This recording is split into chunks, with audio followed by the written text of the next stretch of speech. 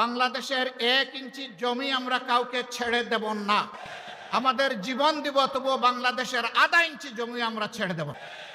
শেখ মুজিবুর রহমান সাহেব দুনিয়া থেকে বিদায় নিয়েছেন, তার সুকীর্তি অথবা তার অন্য কিছু, সেটার মূল্যায়ন জনগণ করেছে, করবে, করতে থাকুক। কিন্তু আপনি ওই জায়গায় জেদ ধরে আপনি কুমিল্লা বিভাগ দিবেন না, একটা জেলাকে তার নাম ধরে অপমানিত করবেন, আপনি বাংলাদেশের প্রধানমন্ত্রী হতে পারেন না। আজকে দেশের ভিতরে যারা লড়াই করেছেন তাদের জন্য প্রিয় সংগঠনের পক্ষ থেকে আমি এই লাল গোলাপটুকু উপহার দিচ্ছি। প্রবাসে থেকে যারা লড়াই করেছেন তাদের জন্য আরেকটি লাল গোলাপ উপহার দিচ্ছি। এই 2 গোলাপের সমন্বয়ে বাংলাদেশ আর স্বাধীনতার স্বাদ পাচ্ছে।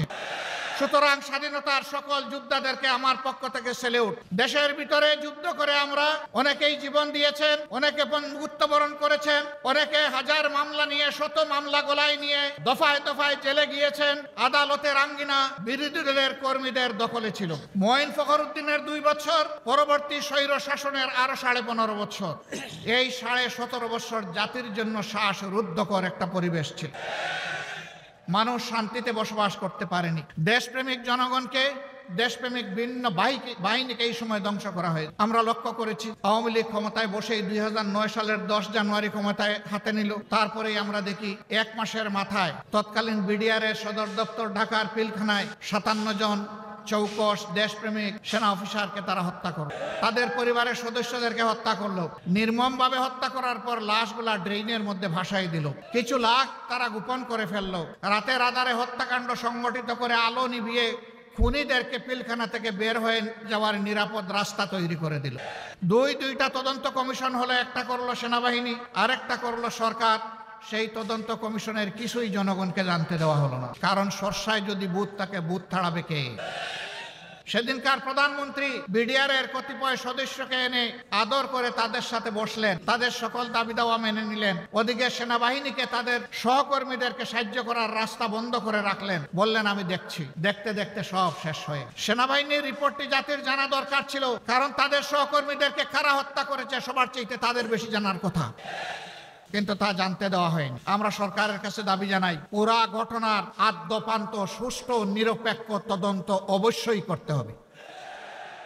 কারণ এই দুর্ঘটনার মধ্য দিয়ে আমাদের দেশপ্রেমিক সেনাবাহিনীর মনোবলকে ধ্বংস করা হয়েছে, বিডিআর কে খতম করা হয়েছে। আগে বিডিআর ছিল সীমান্তের অতন্ত্র প্রহরী, তাদের লগতে ছিল বাংলাদেশের রাইফেল, এখন তাদেরকে বানানো হয়েছে সীমান্তের চৌকিদার। তাদেরকে অপমানিত করা হয়েছে।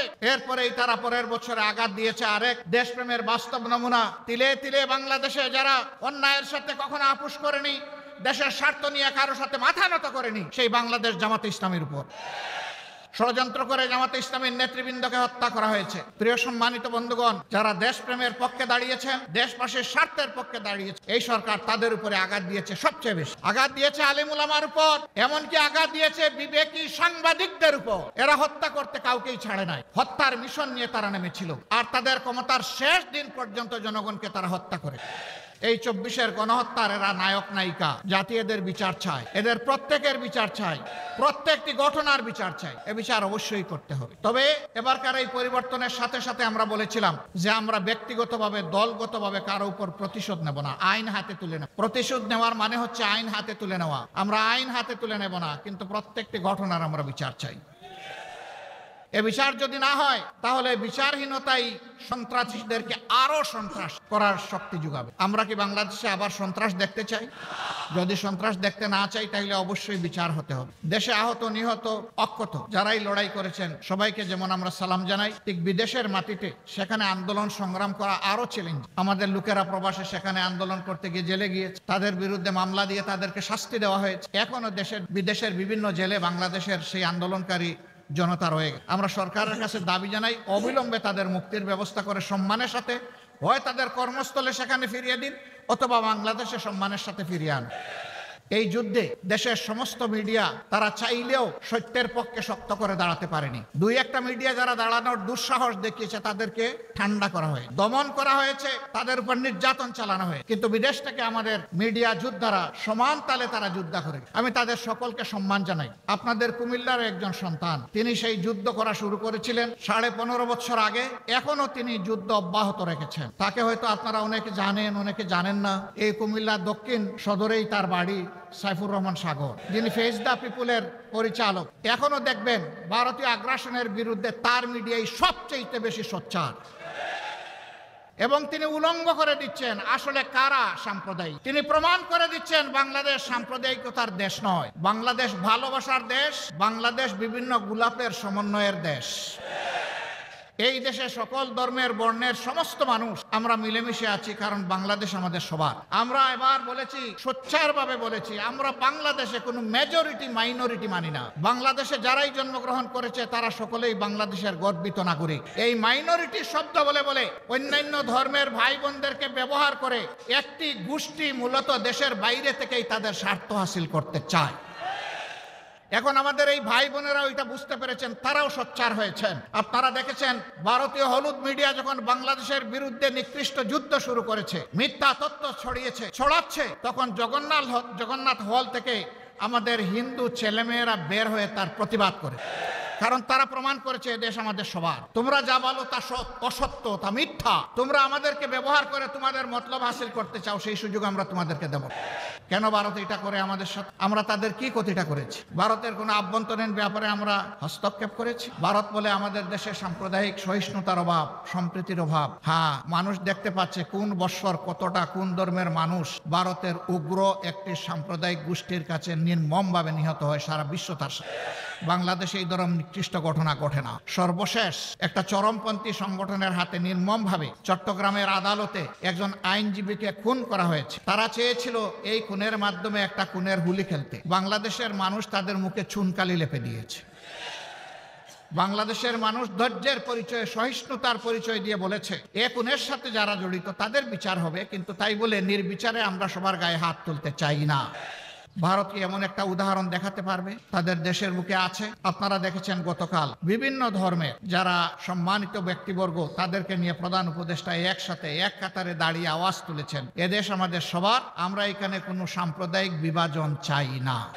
আমরা ধন্যবাদ জানাই আমাদের প্রধান উপদেষ্টাকে তার এই মহৎ উদ্যোগ নেওয়ার জন্য। উদ্যোগ নিয়েছেন, উদ্যোগ নিয়ে থেমে গেলে হবে না, এই যাত্রা আমাদের অব্যাহত রাখতে হবে। এর আগের দিন তিনি সমস্ত রাজনৈতিক, দেশপ্রেমিক, ফ্যাসিবাদ বিরোধী, সাম্রাজ্যবাদ বিরোধী জাতীয় রাজনৈতিক নেতৃবৃন্দকে নিয়ে তিনি এক কাতারে দাঁড়িয়েছেন। সবাই আমরা একই আওয়াজ তুলেছি, আমরা কোনো আগ্রাসন সহ্য করব না।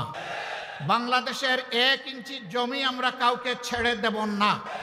আমাদের জীবন দিব, তবুও বাংলাদেশের আধা ইঞ্চি জমি আমরা ছেড়ে দেব না।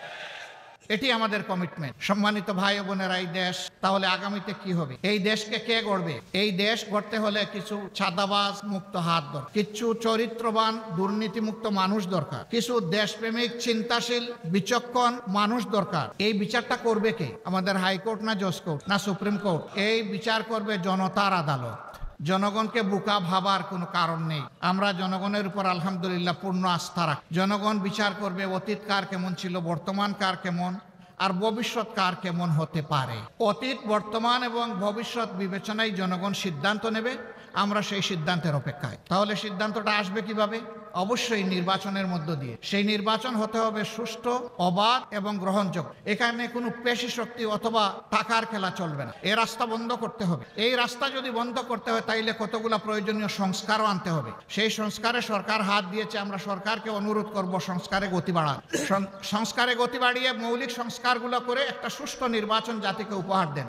আপনারা যেন ইতিহাসে স্মরণীয় হয়ে থাকতে পারে। আপনাদের নিজস্ব কোনো এজেন্ডা থাকবে না। এজেন্ডা, জাতীয় এজেন্ডা একটাই, যে একটা সুন্দর সুষ্ঠু নির্বাচন আপনারা উপহার দেবেন। তার জন্য যত সংস্কার প্রয়োজন তাই আপনারা করুন। আমরা আপনাদেরকে চাপ দিচ্ছি না। আবার অনুরোধ করব, আপনারা মূল্যবান সময়টাকে নষ্ট করে দীর্ঘায়িত করবেন না। আপনারা যৌক্তিক সময়ের ভিতরে এই নির্বাচন জাতিকে উপহার দিন। জাতি গত 3টা টার্ম তাদের নিজস্ব ভোটের অধিকার প্রয়োগ করতে পারেনি। বিশেষ করে জাতির 42% ভোটার যারা যুবক, তারা একটা ভোটও দিতে পারেন।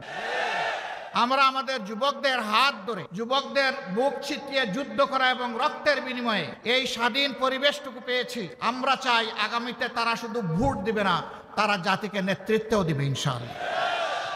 আমরা একটা যুব সমৃদ্ধ বাংলাদেশ গঠন করতে চাই। আমরা আমাদের যুবকদের হাতকে বেকারের হাত হিসাবে দেখতে চাই না। আমরা আমাদের যুবকদের হাতকে উন্নয়নের হাত হিসাবে দেখতে চাই, কর্মীর হাত হিসাবে দেখতে চাই, দেশপ্রেমিকের হাত হিসাবে দেখতে চাই, জনতার পাশে দাঁড়ানো হিমালয় পর্বতের মতো শক্তি হিসাবে দেখতে চাই। প্রিয় সংগ্রামী কুমিল্লাবাসী, আপনাদের প্রিয় নেতা বলেছেন দুইটা যৌক্তিক কথা। একটা এয়ারপোর্ট সেই ব্রিটিশ আমল থেকে, এখানে তখন বিশ্বযুদ্ধের জন্য ঘাঁটি গাড়া হয়, এইরকম ঘাঁটি যারা সবগুলোই কিন্তু এয়ারপোর্ট হয়ে গেছে দুটো ছাড়া, একটা কুমিল্লা আর একটা শমশাননগর। অতটা জরুরি নয় আর একটা এয়ারপোর্ট করা, কারণ সিলেট একটা এয়ারপোর্ট, কিন্তু কুমিল্লা তো অনেকগুলা জেলার কেন্দ্রস্থ। এটা খুবই যৌক্তিক দাবি, এই দাবি আমরা শতভাগ সমর্থন করি। প্রধান উপদেষ্টার নেতৃত্বে বর্তমান সরকারকে অনুরোধ করবো আপনারা মনোযোগ দিন। বিভাগ, আপনারা বিভাগ পাইলেন না, আপনাদের কপালের দোষ। আপনাদের জেলার নাম কুমিল্লা। কুমিল্লা জেলাটা কি আমাজন জঙ্গল থেকে এখানে এসে পড়েছে? এটা কি বাংলাদেশের অংশ নয়? মহান স্বাধীনতা যুদ্ধে 24-এর যুদ্ধে কুমিল্লার কি কোনো ভূমিকা নেই? যদি কুমিল্লার ভূমিকা কুমিল্লা নামেই রাখার সুযোগ থাকে, আজকে কুমিল্লার নামে বিভাগ দিতে অসুবিধা কোথায়? কেন সেটা আটকে রেখেছিলেন? শেখ মুজিবুর রহমান সাহেব দুনিয়া থেকে বিদায় নিয়েছেন, তার সুকীর্তি অথবা তার অন্য কিছু, সেটার মূল্যায়ন জনগণ করেছে, করবে, করতে থাকুক। কিন্তু আপনি ওই জায়গায় জেদ ধরে আপনি কুমিল্লা বিভাগ দিবেন না, একটা জেলাকে তার নাম ধরে অপমানিত করবেন, আপনি বাংলাদেশের প্রধানমন্ত্রী হতে পারেন না। বাংলাদেশের যিনি প্রধানমন্ত্রী হবেন তাকে বাংলাদেশের প্রতি ইঞ্চি জমিকে সম্মান করতে হবে। এটা একটা জুলুম, একটা এলাকার লোকদের উপর নিঃসন্দেহে এটি একটি জুলুম। অনেকগুলা জুলুমের মধ্যে এইটা একটা জুলুম। আমরা বর্তমান সরকারকে অনুরোধ করব, তার তো সবকিছুই রেডি আছে, আপনারা মেহেরবানি করে তাদের এই হক পাওনাটা কুমিল্লাবাসীকে দিয়ে দেন। নামের জন্য কুমিল্লাবাসী যুদ্ধ করে নাই, বলে নাই সুরমা নদীর নামে করেন, কুশিয়ারার নামে করেন, তিতাসের নামে করেন, এটার নামে করেন, ওটার নামে করেন। কুমিল্লাবাসী এটা বলেন নাই। কুমিল্লাবাসী বলেছে আমাদের নামেই আমাদের পরিচয়, আমাদের বিভাগটা দিয়ে দেন। এমনকি বৃহত্তর নোয়াখালীর লোকেরা বলেন নাই যে লক্ষ্মীপুরের নামে দেন বিভাগ, তারা বলে নাই যে আপনারা নোয়াখালীর নামে দেন, ফেনীর নামে দেন, তাও তারা বলে নাই। তাহলে তারা যদি কেউ না বলে কুমিল্লার নামে বিভাগ হবে না কেন? এ বিভাগ হওয়া উচিত। বরঞ্চ আরেকটা কারণে হওয়া উচিত যে একটা নামের প্রতি অপমান করা হয়েছে, যত তাড়াতাড়ি পারেন দিয়ে সম্মানটা ফিরিয়ে দেন। আমরা এমন একটা বাংলাদেশ গঠন করতে চাই যেই বাংলাদেশে কোনো বৈষম্য থাকবে না। আপনারা সবাই রাজি আছেন? কিন্তু আমাদের স্টেজের লোকেরা রাজি না, কারণ আপনারা নিচে বসে আছেন সাধারণ চেয়ারে, ওনারা দামি চেয়ারে এখানে বসে আছে। তার মাঝে আবার তিনটা দেখেন ডিস্টিংগুইশড, ওইটার হাইট আরো বেশি।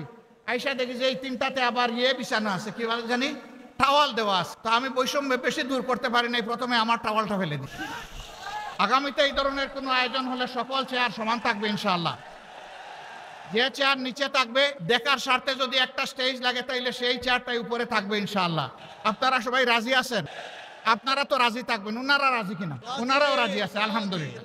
তাইলে আমরা উভয় পক্ষ রাজি যে আমরা সকল ক্ষেত্রে বৈষম্যহীন চলবো ইনশাআল্লাহ। তবে এটা ঠিক যে যার যার রুচি মতো চল। যেমন আমার গায়ে একটা সদরিয়া বা একটা কোটি আছে, তাই বলে সবাইকে কোটি পরতে হবে না। ব্লেজার যার পছন্দ তিনি ব্লেজার পরবেন, শীতের দিনে সোয়েটার, গ্লাভ, চাদর যার পছন্দ তিনি তাই পরবেন। কিন্তু সামাজিক ক্ষেত্রে আমরা ইনশাআল্লাহ সমান থাকবো, আল্লাহ চাই। দেখেন বৈষম্যের শিকার হয়ে বাইগুলা পড়তে বসছিল এই মাত্র। আমরা আল্লাহর দরবারে বৈষম্য থেকে পানা চাই। এখন এই বৈষম্যহীন দেশটা গড়বে কে? প্রধানমন্ত্রী হলেই আমার বাড়ি যে জায়গায় বন্যার স্রোত, উন্নয়নের স্রোত চলে যাবে সে জায়গায়, সারা বাংলাদেশের সম্পদ টেনে টুনে এনে ওখানে ঢুকাই দেওয়া হোক, তাইলে বৈষম্যহীন সমাজ হবে কেমনে? যুক্তি হলো যে সাবেক আমলে আমার এলাকা ছিল বঞ্চিত, এখন অতীতের কাজা কাফারা সব আমার আদায় করে। আমরা কথা দিই ইনশাআল্লাহ আল্লাহ তাআলা যদি জনগণের মনে ভালোবাসা আমাদের প্রতি সমর্থন তৈরি করেন, তাহলে আমরা এমন বাংলাদেশ গড়ব যেই বাংলাদেশে প্রধানমন্ত্রীর জেলার আগে অন্য জেলাকে আগে চোখ দিয়ে দেখা হবে ইনশাআল্লাহ। তবে প্রধানমন্ত্রীর জেলাও বঞ্চিত হবে না, তারাও তাদের ন্যায্য অংশ পাবে ইনশাআল্লাহ।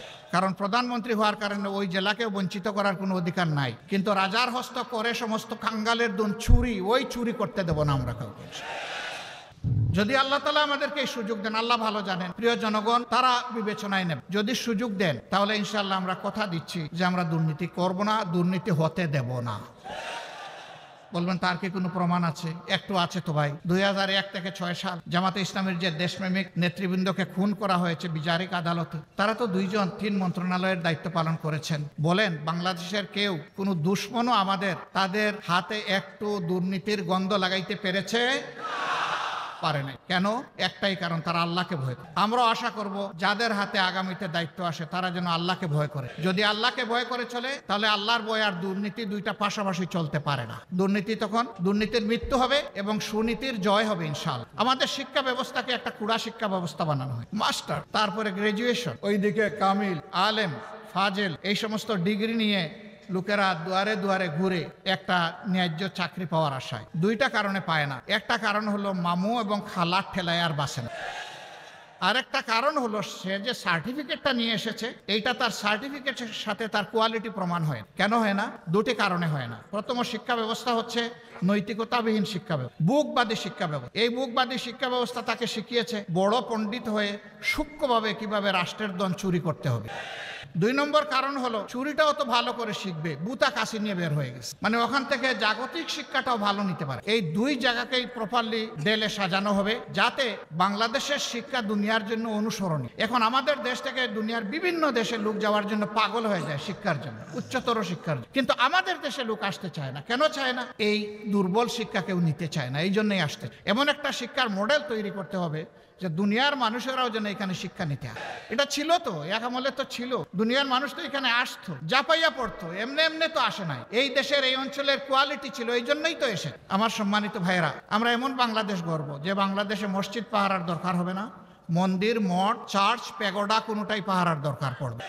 সকল ধর্মের মানুষ তার ধর্ম, তার কর্ম সে তার মতো করে চলবে, সেখানে কেউ হস্তক্ষেপ করার দুঃসাহস দেখাবেন। তবে এটা ঠিক, ধর্মের নামে কেউ অন্যের ধর্মের ব্যাপারে হিংসা এবং বাড়াবাড়িও করে। মাঝে মাঝে উস্কাইয়া দেওয়া হয় মানুষের অনুভূতিকে। এরা দুষ্ট, যারা এটা উস্কাইয়া দেয়, এরা সুস্থ মস্তিষ্কের মানুষ, এদের ভিন্ন এজেন্ডা, এগুলো আমরা করতে দেব। প্রিয় ভাইরা, এখানে আপনারা অনেকে ফ্ল্যাগ নাড়বেন, নেড়েছেন, হয়তো বা আবার নাড়বেন। দুটো ফ্ল্যাগ ছাড়া কোনো ফ্ল্যাগ এখানে উঠবে না। একটি বাংলাদেশের ফ্ল্যাগ আর একটা বাংলাদেশ জামাতে ইসলামীর লোগো সম্বলিত ফ্ল্যাগ। এর বাইরে মেহরবানি করে কোনো ফ্ল্যাগ এখানে উড়াবেন। কারো হাতে থাকলে এটা নিচে রেখে দেবে। আমার সম্মানিত সহকর্মী বৃন্দ, এই যে বৈষম্যহীন, দুর্নীতিমুক্ত একটা বাংলাদেশ গড়ার আমরা স্বপ্ন দেখি, যুব সমৃদ্ধ একটা সমাজ গড়ার স্বপ্ন দেখি, এই সমাজটা গড়বে কে? এই সমাজটা আপনাদেরকেই গড়ার দায়িত্ব। আপনারা বলেছেন যারা যে এক আল্লাহ, আমরা এক আল্লাহর উপর ভরসা করে সামনে এগোতে চাই। রাসূল করিম সাল্লাল্লাহু আলাইহি সাল্লামের দেখানো দুনিয়ার সবচেয়ে শ্রেষ্ঠ আদর্শ অনুসরণ করতে চাই। আমাদের নিজের জীবনে আগে এটা প্রতিষ্ঠিত করতে হবে। প্রতিষ্ঠা করার পথে অনেক সমালোচনা শুনবেন, অনেক বাধা আসবে। জামাতে ইসলামীকে বলা হবে এটা প্রতিক্রিয়াশীল শক্তি। জামাতে ইসলামী প্রতিক্রিয়াশীল হলে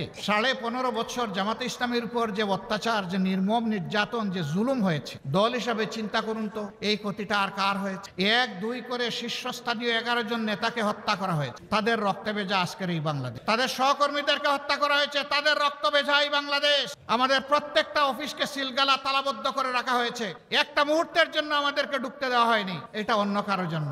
আমাদের নিবন্ধন সংগঠনের কেড়ে নেওয়া হয়েছে, এটা কারো হয়নি। শেষ মুহূর্তে দিশাহারা হয়ে আমাদেরকে নিষিদ্ধ ঘোষণা করা হয়েছে, এইটাও কারো হয়। হ্যাঁ হয়েছে, অন্য সকল দলের, সরকারের প্রতিপক্ষ আলিম উলামা সহ বিভিন্ন দল সহ মানুষ খুন করা হয়েছে, গুম করা হয়েছে, তা আমাদেরও করা হয়। কিন্তু এই 4 জিনিস আর কারো করা হয়। কেন এত জ্বালা আমাদের উপর? ওই যে প্রথমেই বলেছি, বাংলাদেশ জামাতে ইসলামী পরীক্ষিত দেশপ্রেমিক শক্তি, বাংলাদেশের স্বাধীনতা সার্বভৌমত্বের ব্যাপারে কারো সাথে আপোষ করেনি, কারো সাথে আপোষ করছে না এবং ইনশাআল্লাহ কারো সাথে আপোষ করবে। এই কারণেই জামাতে ইসলামের এই উপরে আক্রোশ ছিল। সম্মানিত ভাই ও বোনেরা, বলা হয় এরা যদি ক্ষমতায় যায় তাহলে মহিলাদেরকে ঘরের বাইরে আসতে দেবে। একজন সাংবাদিক মহিলা আমাকে প্রশ্ন করেছেন, আপনারা ক্ষমতায় গেলে দেশটা কি আফগানিস্তান হবে না পাকিস্তান হবে? আমি বললাম ইনশাআল্লাহ বাংলাদেশ হবে, ভালো বাংলাদেশ হবে।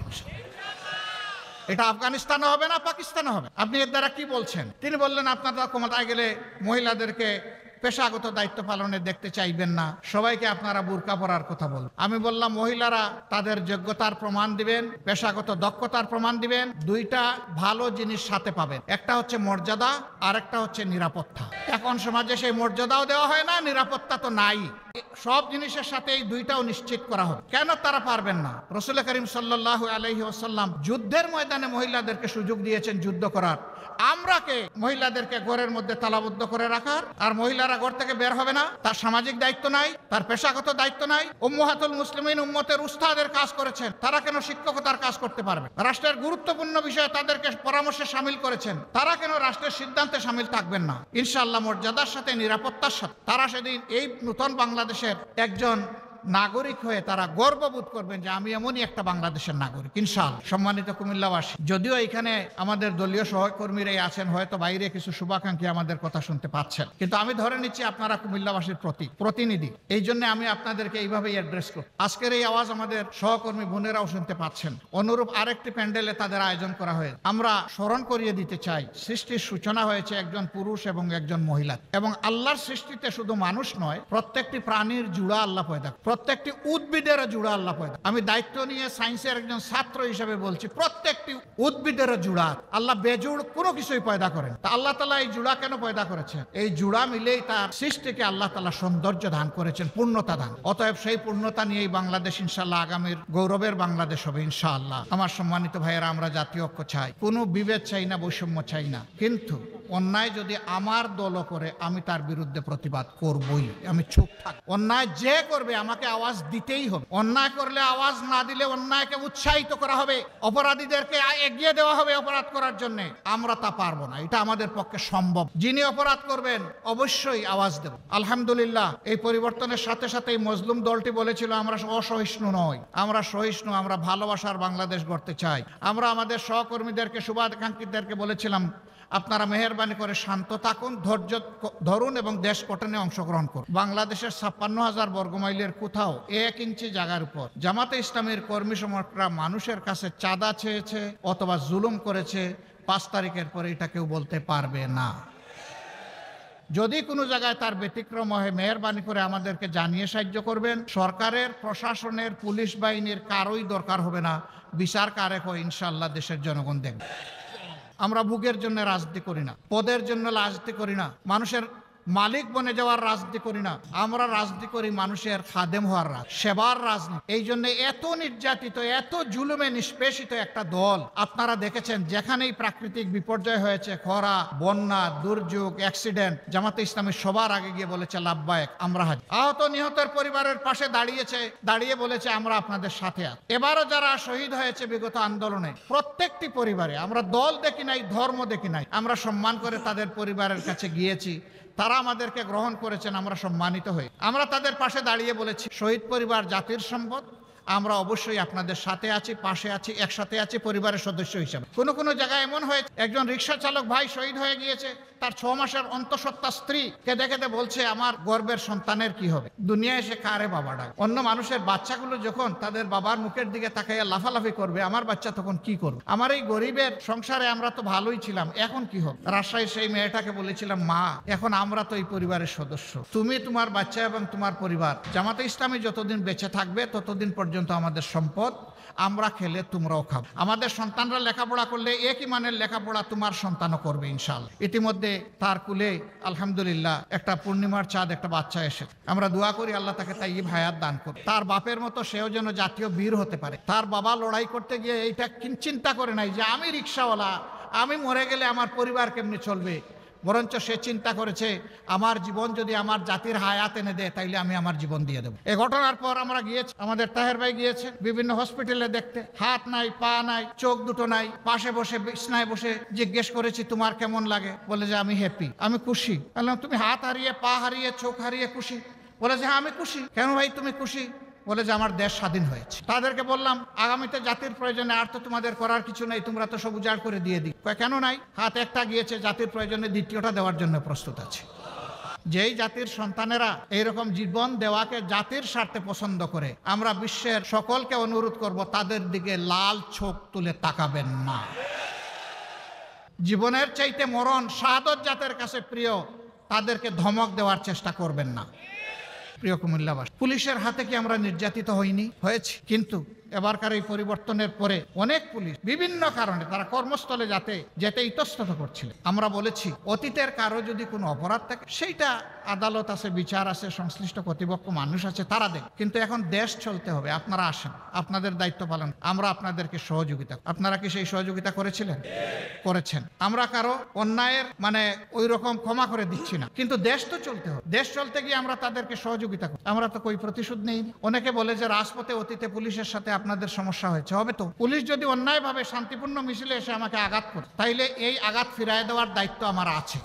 পুলিশ কেন আমার শান্তিপূর্ণ মিছিলে আঘাত করতে আসে? তারাই তো এই কাজটা ঠিক করেন। আমরা আশা করব আগামীর বাংলাদেশ এই পুলিশেরও বাংলাদেশ, এটা সেনাবাহিনীরও বাংলাদেশ, এটা নাগরিকদের বাংলাদেশ, এটা আমাদের সংবাদকর্মীদের বাংলাদেশ, এটা জাতি পেশা সকলের বাংলাদেশ। এই বাংলাদেশের জন্য সবাইকে আমরা সম্মান করে চলতে পারি। আজকেও পুলিশের কর্মকর্তাদের সাথে আমার মোলাকাত হয়েছে। আমি বলেছি আপনারা এসেছেন, খুশি হয়েছে। বার্তা আমাদের পরিষ্কার, আমরা কারো কোনো আনুকূল্য চাই না, তবে আমরা কোনো ডিপ্রাইভ হতে আর চাই। আমরা ফেভারিজমও চাই না, আমরা ডিসফেভারিজমও চাই।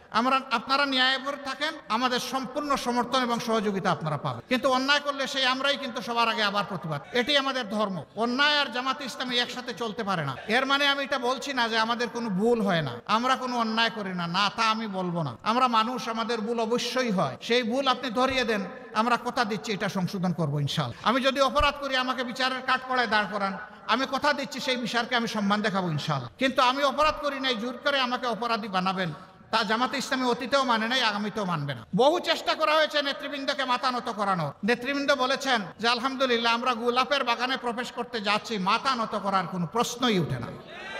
ফাঁসির রশি আমাদের কাছে অত্যন্ত প্রিয়, যদি সেই রশি আমাকে আল্লাহর জান্নাতে নিয়ে যায়। সেই রশি যদি ন্যায়ের পক্ষে হয়, অসত্যের বিরুদ্ধে হয়, জাতির কল্যাণে হয়, দেশপ্রেমের জন্য হয়, রশি 100 নয় 100টা মাথা পেতে নিতে রাজি আছে।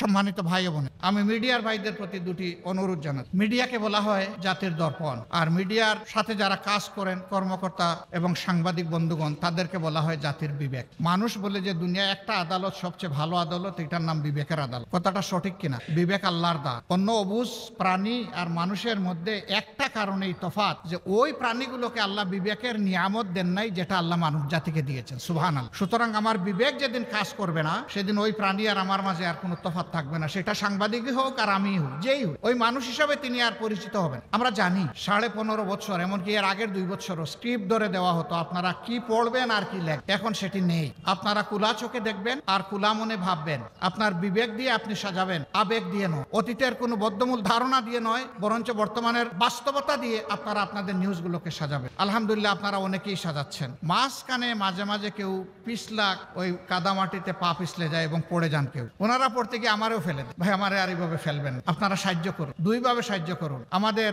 এবং আমাদের সহকর্মীদের বক্তব্যগুলো অবিকল জাতির কাছে পৌঁছে দেন। আমরা ভুল করলে জাতি বিবেচনা। আবার যদি আপনার কাছে আমাদের কোনো ভুল ধরা পড়ে, আপনি আমাদেরকে বলুন, গঠনমূলক সমালোচনা করুন, অবশ্যই করবেন। কেন করবেন? সমালোচনা না করলে তো আমাদের সংশোধন হবে না। আমরা তো ভুলের ঊর্ধ্বে নই। আমরা সমালোচনার জন্য আপনাদেরকে আহ্বান জানাচ্ছি, উৎসাহিত করুন, অভিনন্দন জানান। যখন গঠনমূলক সমালোচনা আপনাদের কাছ থেকে আসবে, যেটা জাতির কল্যাণে লাগে, সেই সমালোচনাটা আপনারা করুন। আরেকটা অনুরোধ জানাবো, আপনাদের দায়িত্ব হচ্ছে 4 ডাইমেনশনাল ভিশন, অর্থাৎ চতুর্দিক থেকে দেখতে হবে, সামনা পেছন 2 সাইড। আপনারা চতুর্দিকে চোখ ঘুরাইয়া দেখবেন। আপনারা একদিক থেকে দেখবেন, চতুর্দিক থেকে যখন দেখবেন পুরো বিষয়টা আপনাদের কাছে স্পষ্ট হয়ে যাবে। তখন কালো না সাদা সেটাও বুঝে ফেল। স্বয়ং আমিও যদি কালো হই, আমাকেও ছাড় দেবে। কালোকে অবশ্যই ধরতে হবে, কালোকে সাদা বানাতে হবে, অথবা কালোকে এই জমিন থেকে, এই সমাজ থেকে তাড়াতে হবে।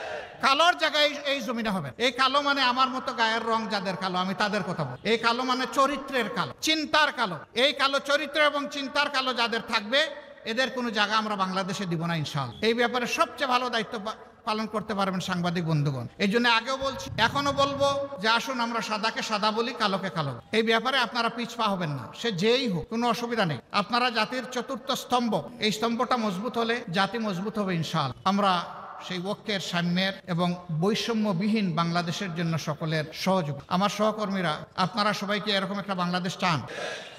শিওর? হাত তুলেন তো দেখি সবাই। বুঝে শুনে উঠিয়েছেন? হ্যাঁ, হাত নামান। যদি এইরকম একটা বাংলাদেশ চেয়ে থাকেন, মনে রাখবেন আপনাদের ত্যাগ শেষ হয়ে যায়নি, আরো বহু ত্যাগ আপনাদেরকে স্বীকার করতে হবে।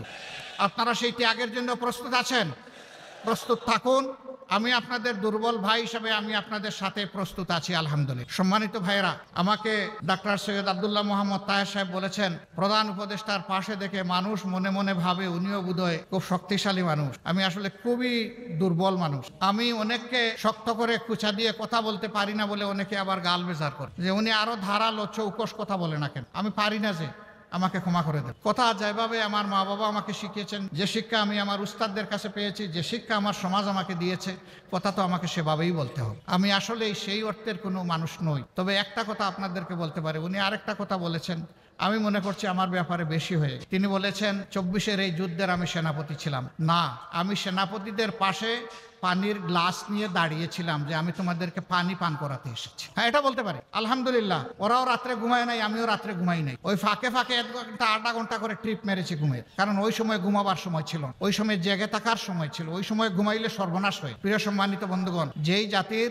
নেতৃবৃন্দ সজাগ থাকে, সেই জাতি শান্তিতে ঘুমাইতে। আর যে জাতির নেতৃবৃন্দ ঘুমিয়ে পড়ে, সেই জাতিরা আর কোনো শান্তি থাকে না, ঘুম হারাম হয়ে যায়। যারা এই জাতিকে নেতৃত্ব দিতে আসবেন, তাদেরকে অনুরোধ করব, হাতে লাঠি নেওয়া চৌকিদার হিসাবে আসবেন, হাতে বন্দুক নেওয়া খুনি হিসাবে কেউ আসবে। মানুষের ভোট নেওয়ার আগে পায়ে ধরে বাবা ডাকবেন, আর ভোট নেওয়ার পরে মালিক হয়ে তার উপরে ছড়ি ঘুরাবেন, এই মানসিকতা আর দেখাবেন। এটা বাংলাদেশের জনগণ একবারের মতো প্রত্যাখ্যান করেছে। এই রূপে যেই আসতে চাইবে তিনি বারবার প্রত্যাখ্যাত হবে। সুতরাং আসতে হবে সত্যিকার অর্থে সেবকের পোশাক পরেই আসতে হবে, মন নিয়ে আস। বাংলাদেশ জামাত ইসলামের জন্য দোয়া করবে। আমরা এই দেশ এবং দেশের জনগণের একটু খেদমত করতে চাই। আল্লাহ যদি এই খেদমতের জন্য আমাদেরকে উপযুক্ত মনে করেন, তাহলে দেশবাসীকে যেন আমাদের ভালোবাসার পাত্র বানান। এই দেশবাসীর অন্তরে যেন আমাদের জন্য কিছু দোয়ার জায়গা আল্লাহ তৈরি। আমাদের যে শহীদরা দফায় দফায় রক্ত দিয়েছেন সেই ৭১ সাল থেকে, আমি সবাই যারাই রক্ত দিয়েছেন দেশের জন্য, জাতির জন্য, তাদের রক্তের ঋণটা যেন আমরা পরিশোধ করার সুযোগ পাই। আল্লাহ যেন এই তৌফিকটা আমাদেরকে দান। আমার সম্মানিত ভাইয়েরা, আল্লাহ তাআলা এই কুমিল্লাবাসীর প্রতি রহম করুন। তাদের দুইটা ন্যায্য দাবি থেকে কুমিল্লাবাসীকে দূরে রাখা হয়েছে, বঞ্চিত করা হয়, তাদের দাবি অবিলম্বে বাস্তবায়িত হোক, আমরা দোয়া করি। আরও যে দাবিগুলো সঙ্গত দাবি আছে অন্যান্যদের মতো, সারা দেশের মতো, সেই দাবিগুলো তাদের বাস্তবায়ন, ওটাও দোয়া করি। আমরা সমতার, ন্যায্যতার, ভালোবাসার, অহিংসু একটা বাংলাদেশ গঠনের দিকে এগিয়ে যাই। আল্লাহ আমাদেরকে সাহায্য করুন। আসসালামু আলাইকুম ওয়া রাহমাতুল্লাহ। আল্লাহ হাফিজ। বাংলাদেশ জিন্দাবাদ। বাংলাদেশ জামাতে ইসলামী জিন্দাবাদ।